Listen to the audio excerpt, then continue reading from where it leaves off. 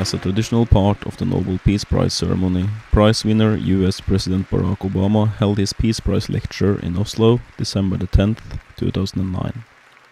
The lecture was very much divided into two separate parts. The first part explaining the problems of being the head of state of a nation in war and at the same time accepting a peace prize, and the second half outlining the ideas he has for a peaceful future for the planet. As I assume the first half will be dominating the news, especially in the US, I want to highlight a few of his points that will probably get lost in the underflow of the so-called larger issues. These points will probably be of special interest to free thinkers and humanists. He touches on general world safety issues, climate change, and even the problems of blind faith. But first, let's see in a nutshell why Obama has turned the world's opinion of the US completely around since former President Bush.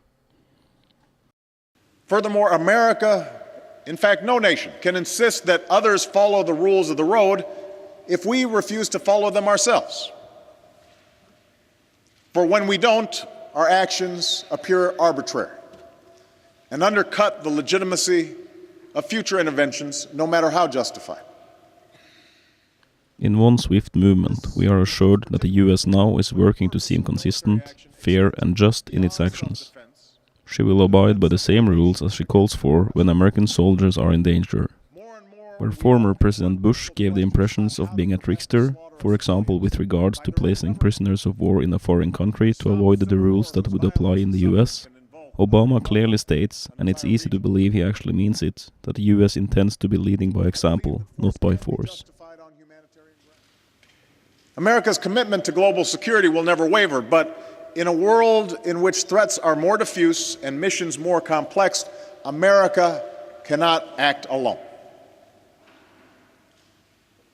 America alone cannot secure the peace. Without going into the rhetorical methods President Obama masters so well, I am in awe.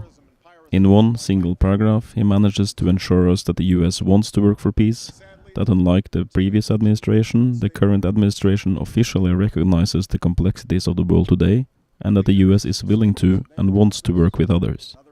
Also, without seeming weak at all, he asks the world for help in this issue and challenges the global community to put more effort into making peace possible. As we move on, we come to the parts of the speech I find really interesting. The impression the world has had for a long time is that whenever the US wants to fix some foreign country, they send in lots of troops and force this country into the correct American way of freedom, democracy and free markets. This approach rarely works out well. Now, Obama clearly signals that a better way is for the people of these countries to achieve their own freedom, and when they do, they can be sure that the free nations of the world, including the United States, will be there to provide any help requested. I believe that peace is unstable where citizens are denied the right to speak freely or worship as they please, choose their own leaders, or assemble without fear. Pent-up grievances fester, and the suppression of tribal and religious identity can lead to violence.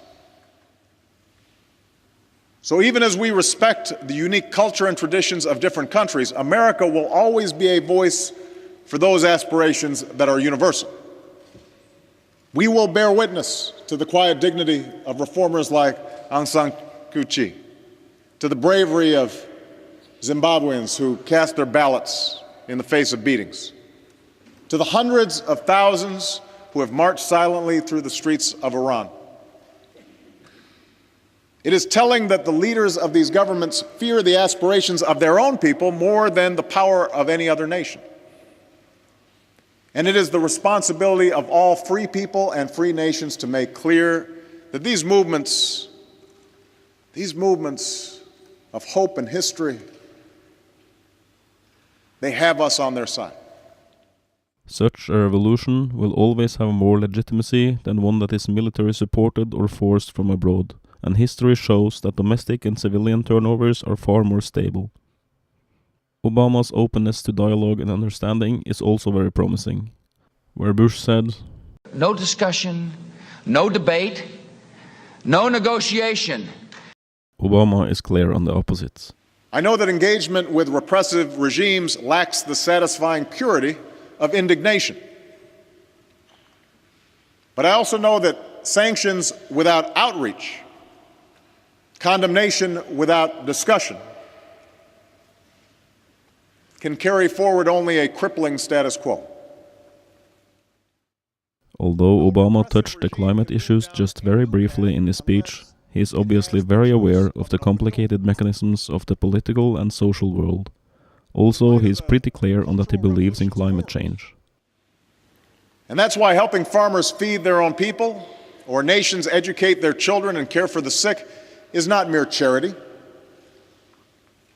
It's also why the world must come together to confront climate change.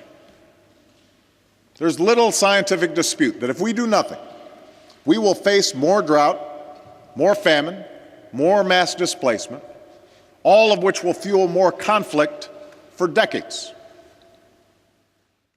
Finally, my personal favorite, the recognition of blind faith as a carrier of violence and intolerance. He also indirectly refutes the claim of specific religions that they are the holder of basic morality. For if you truly believe that you are carrying out divine will, then there is no need for restraint. No need to spare the pregnant mother, or the medic, or the Red Cross worker, or even a person of one's own faith. Such a warped view of religion is not just incompatible with the concept of peace, but I believe it's incompatible with the very purpose of faith. For the one rule that lies at the heart of every major religion is that we do unto others as we would have them do unto us. As a European, I didn't look too brightly upon the future when Bush was President of the United States. After barely 1 year, Obama has managed to turn this pessimism into cautious optimism, not just for me, but for people all over the world. As such, he has managed to turn down the political temperature all over the world, and that is no small feat. With that said, what is left is to congratulate President Obama on the Nobel Peace Prize of 2009. The speech was very interesting, and I recommend that you watch it in its entirety. Thank you for watching.